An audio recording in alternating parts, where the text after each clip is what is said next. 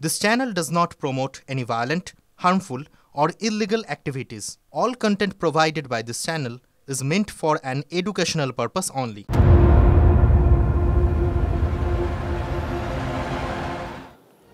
বেশ কয়েকটা গুরুত্বপূর্ণ খবর এক নজরে দেখলাম, কিন্তু এবার বিস্তারিত খবরে আমাদের নজর রাখতেই হবে এবং শুরুতেই যে খবরে নজর রাখবো, দেখুন বৈঠক, তাতে দাবি, সেই দাবি না মানা। মাসকট স্পিন কন্ট্রোল ল্যাবের পরীক্ষায় এটি প্রমাণিত। কেয়াসেট আলোপেক্স পেন্টা অ্যাক্টিভ নতুন চুল গজাতে সাহায্য করে, চুল পড়া বন্ধ করে। Keya Seth Alopex penta active 10 hair fall প্রবলেমের একমাত্র solution. UEM Jaipur is a perfect target for prospective students aspiring for good jobs, good education with future-ready skills. একের পর এক শর্তে জুনিয়র ডাক্তারদের সঙ্গে নবান্ন বা রাজ্য প্রশাসনের বৈঠক একাধিকবার হয় পিছিয়েছে, নয় ভেস্তে গেছে। গতকাল মধ্যরাতে প্রায় 3 দিনে, মানে কালীঘাটের বৈঠকের পর প্রায় 3 দিন পর গতকাল মধ্যরাতে আবার নবান্নে বৈঠক হয়, কিন্তু সেই বৈঠক থেকেও কোনো সমাধান সূত্র বেরোলো না। ডাক্তারদের অভিযোগ যে তাদের সঙ্গে যে আলোচনা হয়েছে, মিটিংয়ে যে বৈঠকে যে কথা হয়েছে, মিনিটসে তার কোনো প্রপার প্রতিফলন নেই, এমনটাই অভিযোগ করছেন জুনিয়র চিকিৎসকরা। তাই জুনিয়র চিকিৎসকরা তাদের কর্মবিরতি চালিয়ে যাবেন, এমনটাই তারা জানিয়েছেন। সেখান থেকে নবান্ন থেকে বেরিয়ে এসে প্রায় মধ্যরাতে কথা তারা জানিয়েছেন। ততক্ষণে বাংলার মানুষ অনেকেই ভেবে ফেলেছিলেন যে এবার বোধহয় জুনিয়র ডাক্তারদের এই কর্মবিরতি সেটা বোধহয় উঠে যাবে, কিন্তু জুনিয়র ডাক্তাররা বলছেন যে এখনও তাদের যে মূল বিষয় ছিল নিরাপত্তা সুনিশ্চিত করা এবং থ্রেট কালচার তার অবসান ঘটানো, এর কোনোটাতেই রাজ্য সরকার সেভাবে আমল দিচ্ছে না, বা বললেও শুধু কথার কথা বলছে।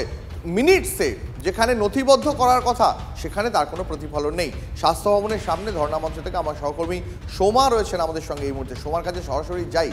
সোমা, এখন জুনিয়র চিকিৎসকদের পরবর্তী পদক্ষেপ কি? তারা কি আজকেও আবার কোনো জিবি বৈঠক করবেন এবং তারপরে কি তারা আবার রাজ্য সরকারের সঙ্গে বা প্রশাসনের সঙ্গে বা মমতা বন্দ্যোপাধ্যায়ের সঙ্গে, যিনি এই মুহূর্তে বন্যার জন্য দক্ষিণবঙ্গ সফরে রয়েছেন, তার সঙ্গে আবার বৈঠকের পরিকল্পনা করছে?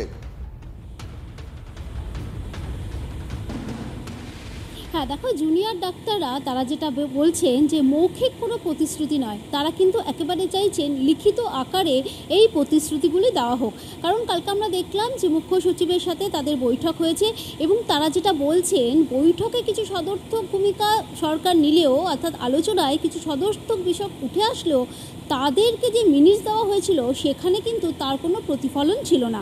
অর্থাৎ মৌখিক কোনো প্রতিশ্রুতি নয়, তারা কিন্তু চাইছেন লিখিত আকারেই প্রতিশ্রুতি দেওয়া হোক। যেহেতু মিনিটসে তার কোনো প্রতিফলন নেই, সেই বিষয়ে কোনো বিষয়ই সেখানে উল্লেখ নেই, সেই কারণেই কিন্তু গতকাল তারা মিনিটস সই করেননি এবং বেরিয়ে এসেছেন।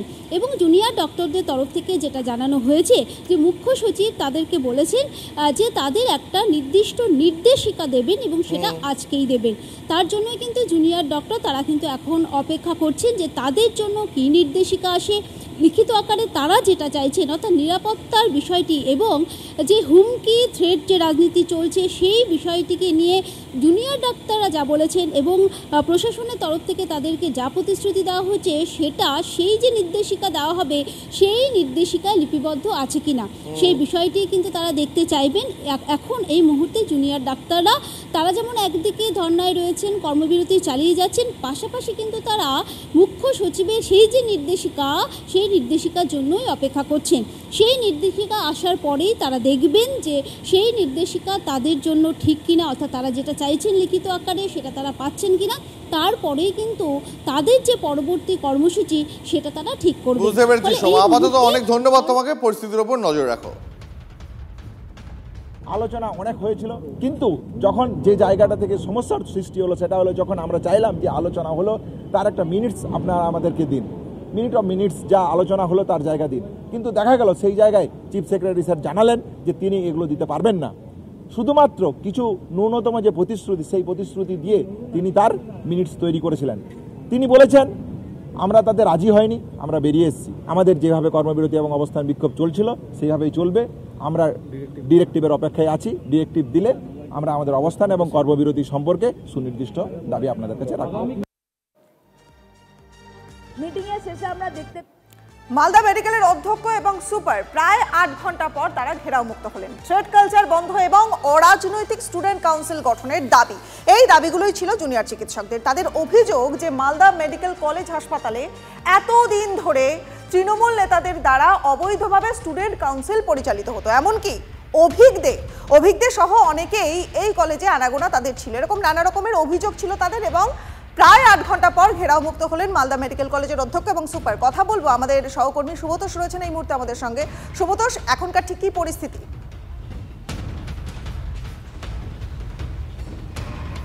দেখুন অনিপা, এই মুহূর্তে তো বিক্ষোভ অবস্থান যেটা ঘেরাও সেটা কিন্তু চলছে না চিকিৎসকদের, কিন্তু জুনিয়র ডাক্তারদের, কিন্তু তারা কিন্তু বারবার এই বিষয়ে এই মন্তব্য করছেন যে শুধুমাত্র মৌখিক প্রতিশ্রুতি কিন্তু তাদের কাছে তারা পেয়েছে, কোনো লিখিত কোনো প্রতিশ্রুতি বা আশ্বাস হাসপাতাল মেডিকেল প্রিন্সিপাল কলেজের যে প্রিন্সিপাল রয়েছেন পার্থপ্রতিম মুখোপাধ্যায় তিনি কিন্তু দেননি। তারা বলছেন যে রামপুরহাট সহ বেশ কয়েকটি মেডিকেল কলেজে ইতিমধ্যেই এটা কিন্তু মেডিকেল কলেজ তারা কিন্তু এই সিদ্ধান্ত নিয়ে ফেলেছে যে স্টুডেন্ট কাউন্সিল তৈরি হবে সেটা সম্পূর্ণভাবে গণতান্ত্রিকভাবে এবং রাজনৈতিকভাবে হবে। সেটা কিন্তু এরা এখনো পর্যন্ত যেটা বলে চলেছেন সেটা তারা শুধুমাত্র এটা করতে পারেন না, এটা স্বাস্থ্য ভবনকে জানাতে হবে ইত্যাদি তারা অজুহাত দেখাচ্ছিলেন।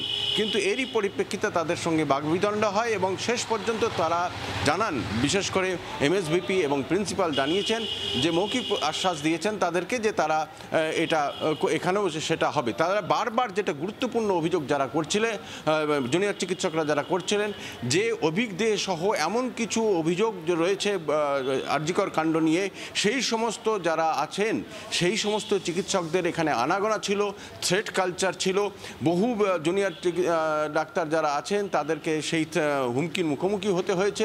এমনকি তৃণমূলের যারা সে সমস্ত নেতা রয়েছেন তারাও কিন্তু এই কাউন্সিলের বিষয়ে ইন্টারফেয়ার করতেন এবং তাদের মানে হুমকি হোক বা তাদের নির্দেশেই হোক সমস্ত কাজকর্ম হতো। ফলে সেইটাই তারা ভাঙতে চাইছেন এবং তাদের দাবি যে সম্পূর্ণভাবে গণতান্ত্রিক পদ্ধতিতে এবং অরাজনৈতিকভাবে যাতে স্টুডেন্ট কাউন্সিল তৈরি হয়, যাতে একটা শান্তিপূর্ণ বা সুষ্ঠু পরিকাঠামো থাকে। একেবারে নজর রাখো। ধন্যবাদ।